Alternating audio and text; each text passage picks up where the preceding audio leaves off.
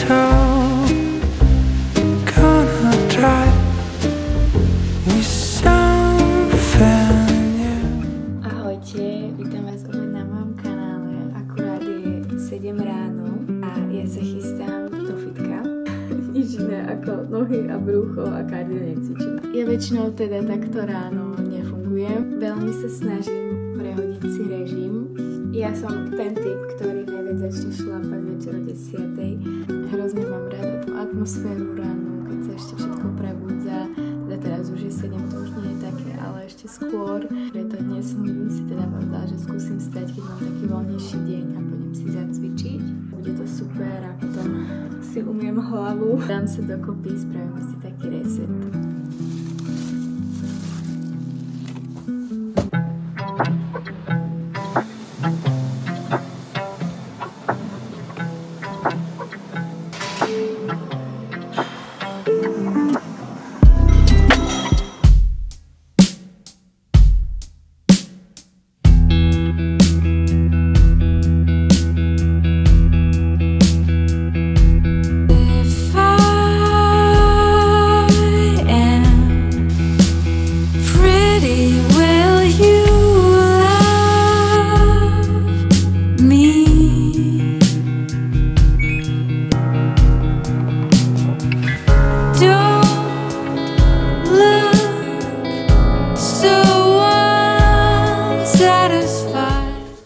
Ahojte, tak vás vítam pri tomto videu oficiálne.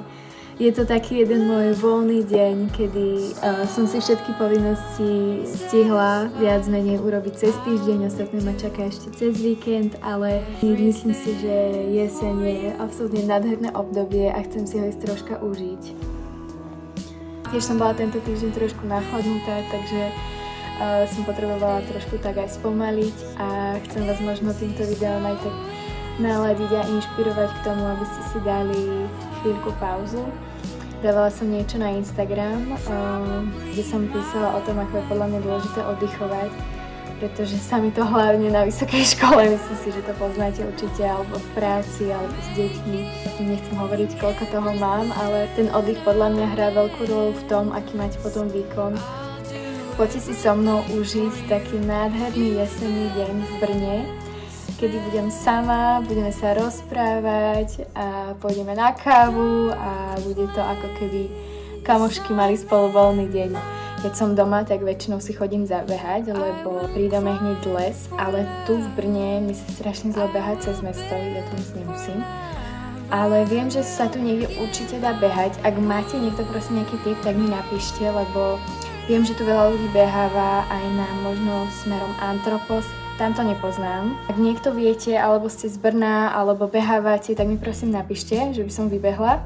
Ešte som si vás takto položila, lebo som sa strašne nakláňala. Minule som sa akurát s maminou bavila na túto tému, že nikdy nemáme pocit, že nejakých starostí alebo nejakých vecí, čo treba urobiť, ubúda. Je dôležité pomedzi to, než si to všetko splníte, sa obzerať a je to asi prvýkrát, čo si tak nejak užívam aj proste to ročné obdobie, v ktorom sa nachádzame. Asi som sa potrebovala tak nejak z toho ukludniť. Ešte veľa bude stresových situácií. Viem, že každý týždeň si vlastne hovorím, že už ten ďalší bude lepší, bude pohodovejší, on nikdy není. Keďže je toto taký kecací aj vlog, tak by som sa s vami chcela pobaviť o rôznych témach. Tak nejak čo sa bavím s kamarátkami, čo veľa preberáme. Ja som už kedysi YouTube kanál mala, ja neviem, či o tom viete, tí skalní vedia. Mám pocit, že keď som bola menšia, som bola dosť odvážnejšia v tomto, ja som fakt produkovala tie videá poctivo a jasné, že niektoré boli úplne, že hrozba, možno aj teraz sú niektoré, že sa pozriem za chvíľku a vidím, že proboha, čo som tu povedala. Dôvod, prečo som sa chcela na YouTube vrátiť, alebo prečo som ja chcela YouTube mať, je, že som mala pocit, že na tom Instagrame, že mi hrozne veľa ľudí píše, tak ako keby viac do hĺbky, alebo mi vyslovene napíšu nejaký problém a pýtajú sa ma na názor, alebo celkovo len tak chcú pokecať, alebo len niečo proste mi povedať. Veľakrát mi napíše niekto naozaj osobné a ja si to hrozne vážim, že to napíšete práve mne. tým, že ja dám tiež nejaký svoj úprimný názor. Úplne ten dôvod, prečo by som mala to ako keby ešte prehlúbiť, alebo prečo som chcela ešte prehlúbiť ten taký vzťah, ktorý môžete mať vlastne s ľuďmi na diaľku, tak to som chcela s vami tak rozobrať, že prečo tak nejak toto tu vzniklo, si užiť nejaký čas, pretože čo iné budeme robiť v piatok.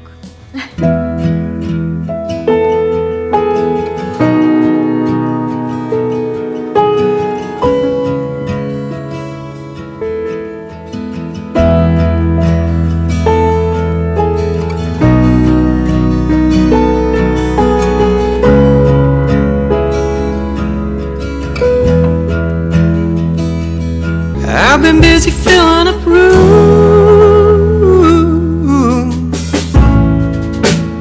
I'm all done with scheming and conquest that are heavier than you.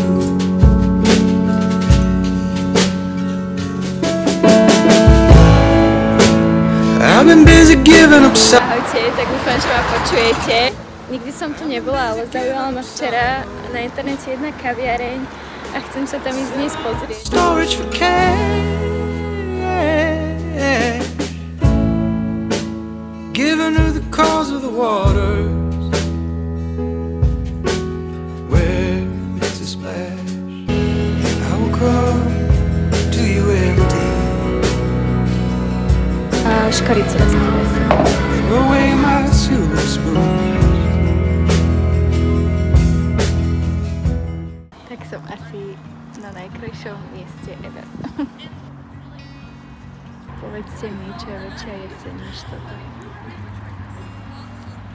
Tak ešte predtým, než si začnem čítať, som sa s vami chcela ešte trošku porozprávať. Som vám možno chcela tak viac odhaliť, že pre mňa strašne zaujímavé, že napríklad ľudia na výške ma naozaj poznajú iba tento a minulý rok. Čo je veľmi zvláštne pre mňa, keďže mám pocit, že som bola úplne iný človek na strednej alebo na základke. Určite nie úplne iný, ale ja som kedysi mala viac veci úplne ma ako keby netrápili v dobrom slova zmysle, že som si veľa vecí nepripúšťala. Mala som takú svoju fázu, kde mám pocit, že som to bola najviac ja. Ja som vždy mala aj dobrý vzťah k jedlu, taký zdravý k pohybu, veľmi ma bavilo si variť, viem, že som vyrábala mandlové mlieka. Hovorím to preto, lebo mám pocit, že keď som došla na výšku, alebo nemusí to byť ani výška, je to proste do nejakého nového prostredia alebo niečo, sa hrozne vylákala. Ja si myslím, že mi nikto nič nenahovoril, že som sa tak nejak sama nechala strhnúť tým, že vlastne nič sa nedá, že je to moc naivné všetko a že si musím vybrať iba nejakú jednu overenú cestu, ale už to asi tak necítim a nechcem tak robiť. Presne sa vraciam k tým veciam, ktoré ma vždy bavili a ktoré viem, že vyhovujú mne, môjmu telu a moje mysli. A to sú také ako keby banálne veci, ale viem, aký pohyb mi vyhovuje. Vraciam sa k joge a k takému stravovaniu, ktoré sedí môjmu telu. Myslím, že takým nejakým štýlom to, ako sa obliekate, ako sa prezentujete, určite robí veľkú rolu v tom, či sa cítite sami sebou. A preto rozmýšľam, že by som si dala naspäť ofinu, ale ja mám kučeravé vlasy prirodzene a viem, že som vtedy nadávala. Tak mi napíšte, či si myslíte, že mám ísť do ofiny. Ešte ma napadlo, že sa ma dosť často pýtate na to, ako trávim čas sama. Viem, že sa ma to niektorí dievčatá veľmi pýtali, lebo som bola sama aj v Lisabone, ale myslím, že veľa ľudí teraz cestuje sami a či teda takto viem sama tráviť čas, evidentne, veľmi dobre. Čo by som vám tak poradila je asi sa na to nejako nezameriavať. Ja mám rada veľmi samotu. Mám skôr pocit, že je to otázka nejakej inšpirácie, ktorú načerpáte, tak je podľa mňa super dať si čas spracovať ju a rovnako teda aj nejaké ťažšie veci alebo kľudne aj ľahké. Nemám si už problém. Ako náhle začnete chodiť niekde sami, neprestanete, kedy som na seba aj nahnevaná, ale alebo proste smutná, alebo sa proste neznášam chvíľu, ale nejak si proste nebojujem. Proste aj miestami dnes som mala také chvíle, že strašné, ale nesnažím sa to asi nejako silene zakrývať, proste mám takú chvíľu a idem ďalej a potom zase sedím a všetko je v pohode, ako teraz tu. Takže na tomto skvelom mieste, kde by teraz